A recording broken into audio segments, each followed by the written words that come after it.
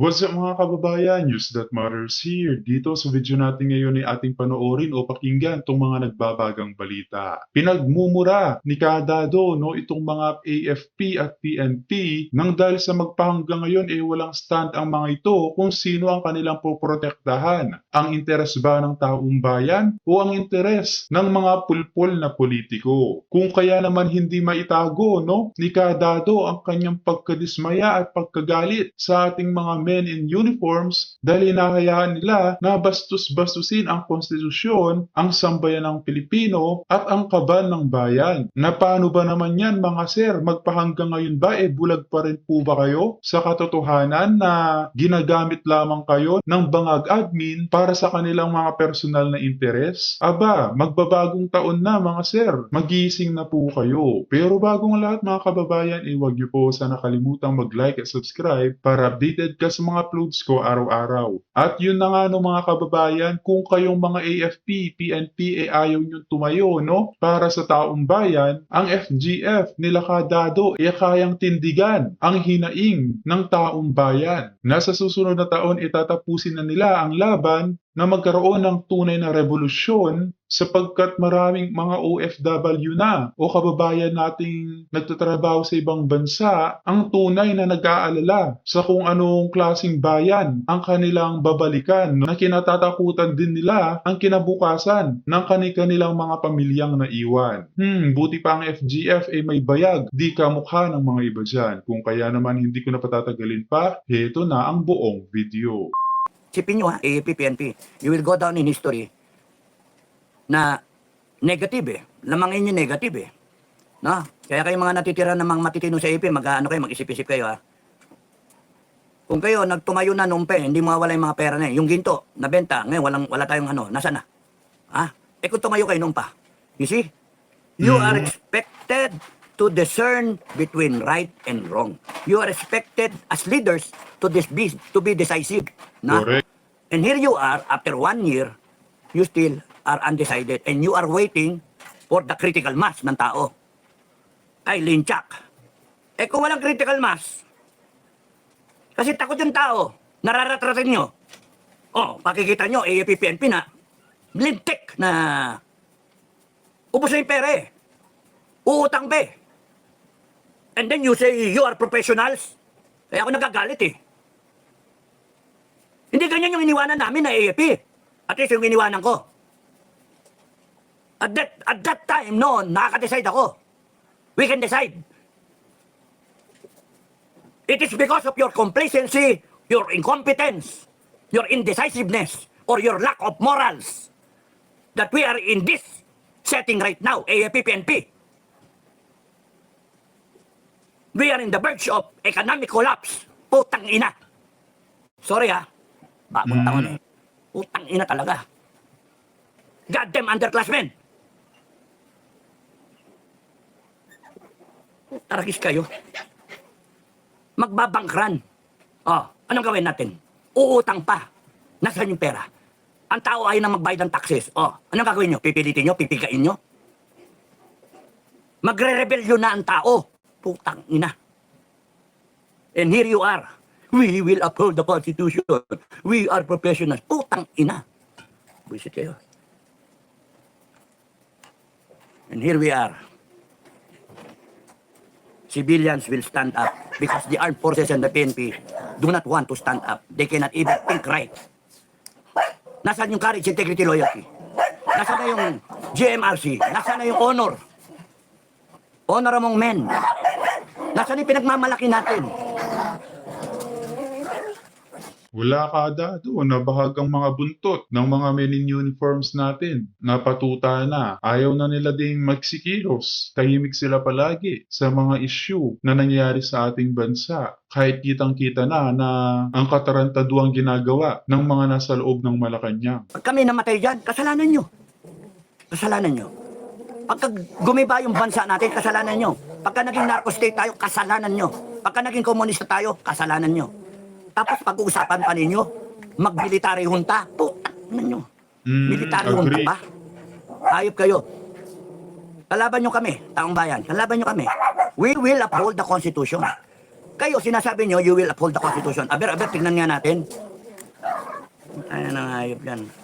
It is because of your lack of appreciation of what is really happening to the Filipino people. Eh, sumusweldo kayo eh. Sumusweldo kayo ng maayos. Meanwhile, yung mga OFW natin, na totoong hero natin, meanwhile, naghuhugas ng puwet. Walang tapos na hugas sa kusina. Naglilinis ng kubeta. Mga animal. Nananahi. Nag-aalaga ng mga ano nila, pasyente nila. Nagpapadala ng pera para dito. Yung kinakaltas, inaasahan nila, uwian nila, magandang Pilipinas. Ano ka? Puta ragis yan. Matatagpo nila, makikita nila, adik yung pamilya nila. Nag-ahasa yung anak nila. Bilang bahay yung kanilang asawa. Oh. Anong nangyari sa Pilipinas? Kurakot yung mga politiko. At hindi tayo makaabante. Ano nangyari? May abante doon sa Kongreso. Naglalawit ng dila. Contempt ng contempt. Enjoyin ninyo ang bakasyon ninyo, congressmen. Enjoyin ninyo. Enjoyin ninyo maigi. Wala kayong kaano-ano sa taong bayan. Wala kayo ka-concern sa taong bayan. Ang iniisip niyo lang yung agenda ninyo. It will end this January. Sa palagay ko, it will end this January. By February, tapos na kayong lahat. By January, the people will declare a people's revolution. And it will not be like any other revolution in our past. No? Hindi mo mapipigil yan. Ano gagawin nyo, AAPPN? Pipigilin nyo taong bayan? Hindi nyo mapipigil. Na galit na taong bayan. Hindi kasi kayo nagtatanong eh. Panay kayo, mga mga banat kayo. We are professionals. We will not blah blah blah. We will defend the government. Nanto ko kayo. Sige, go ahead. You defend the government. Because the Filipino people will defend their sovereign will. The Filipino people will defend the Constitution. O sa Constitution na pinag-usapan natin ngayon, you will have a choice whether you side with the Filipino people or you side with BBM et al. Mga bangag, mga komunista, mga magdanakaw, mga walang pakialam sa bansa na to. Saan kayo pipili? Dalawa lang side eh. Hindi pwede pensiter. Walang politika dito. Kalimutan yung politika. Bongbong Marcos Duterte. Hindi. Pinag-usapan natin, taong bayan eh. Pilipinas na eh. Putangina nyo. Buwisi tayo, mga... Nasa kanila na talaga yon kadado, no? Kung pahahawak sila sa leeg sa kanilang mga commander na tuta ng mga bangag o sila mismo kikilos, no? At tatayuan ang kanilang mga sariling paa sa kung paano protektahan ang mga ordinaryong mamamayan. Sabog-sabog tayo. Kanya-kanya. Pilipino. Hindi pwede kanya-kanya. Isang tugtog lang. One time, big time. Isang tugtog lang. Hindi yung kanya-kanya. Pasikatan tayo. Walang mangyari dyan. Mag-usap kayo. Pasikatan tayo. Anong mangyari dyan? Kita nyo na nga ilang rally na dumaan eh. Ano nangyari? Gusto nyo? Just to prove it eh. Panonoorin na lang namin kayo. Gusto nyo? FGF? Wala muna tayong gumalaw. Hayaan muna natin sila. Kanya-kanya tayong pagalingan eh. Hindi, pwede ba kang mag-sit down kayo ng... Kanya-kanya kayo. Yun ang gusto ng kalaban nyo, ng mga buhaya. No? Tapos sinisira kayo. Mainstream media, hawak nila. Mainstream media, delikado kayo. Mainstream media. You better think about your future. No? Hindi nyo mapipigil yung People's Revolution. Galit na galit ang tao. I asked around eh. This Christmas, sacrifice yung Christmas. Hindi pa kami nagde-date ng asawa ko eh. Mamaya pa lang eh. Hindi pa kami lumalabas eh. Sabi nga sa akin eh, pwede ba kahit isang araw lang, matatapos na yung Christmas season, hindi pa tayo lumalabas? Ay, o nga no. Ang 30 na pala no. Bagong taon na bukas, wala tayong mapupuntahan. Panay kasi, putang ina ninyong mga congressman kayo, kayong mga nasa gobyerno, tang ina ninyo.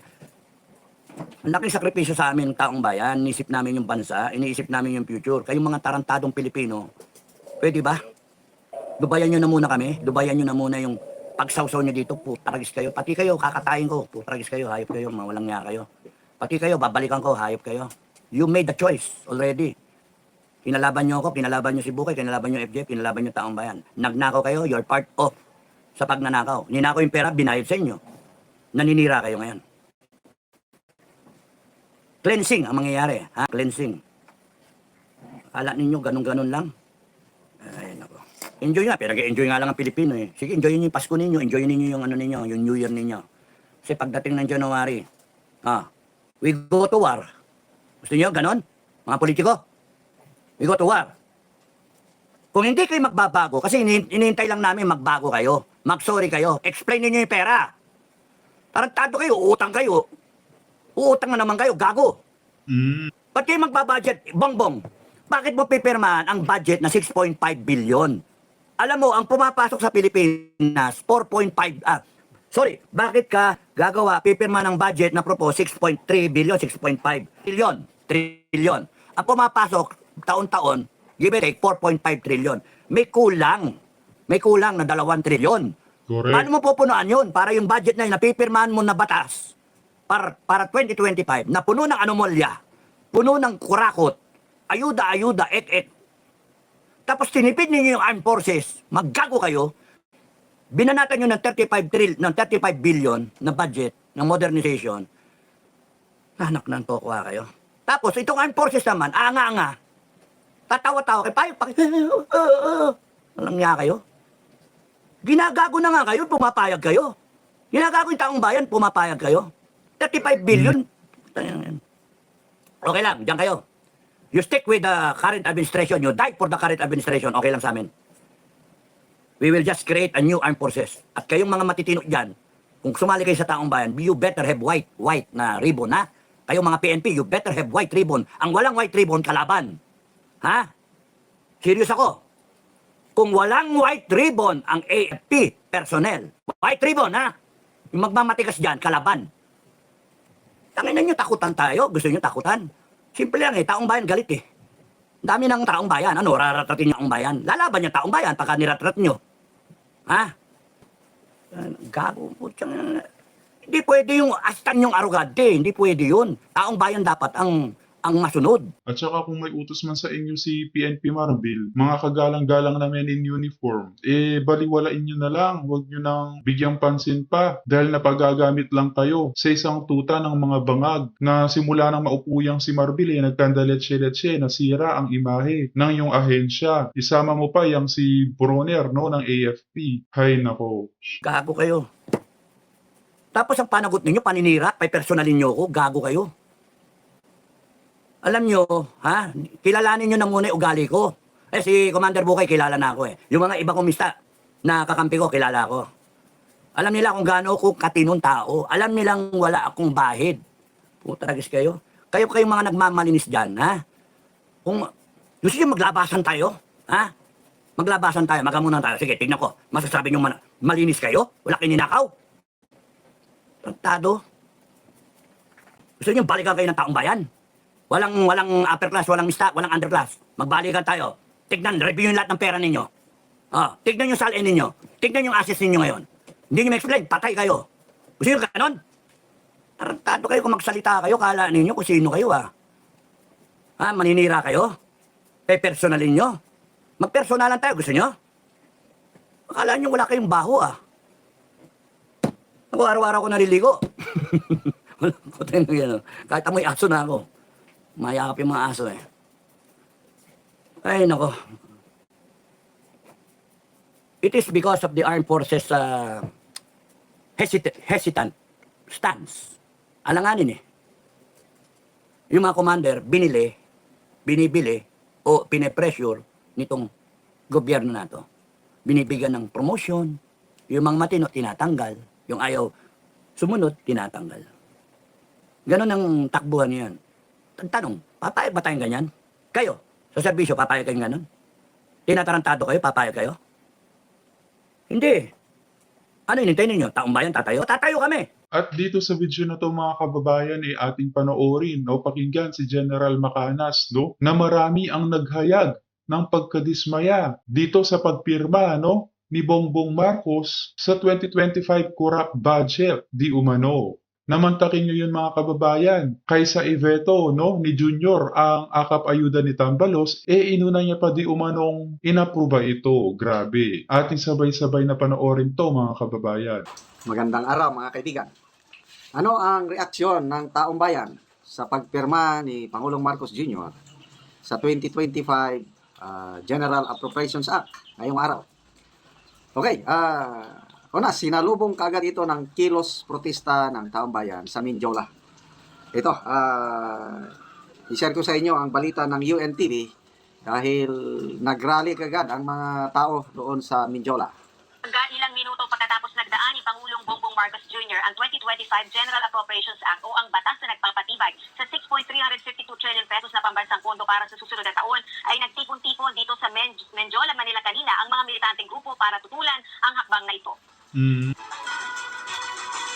Pinangunahan ng demonstrasyon ng mga Bayan Bloc lawmakers na sina House Deputy Minority Leader, ACT Teachers Party List Representative Franz Castro at Assistant Minority Leader Gabriela Party List Representative Arlene Brosa.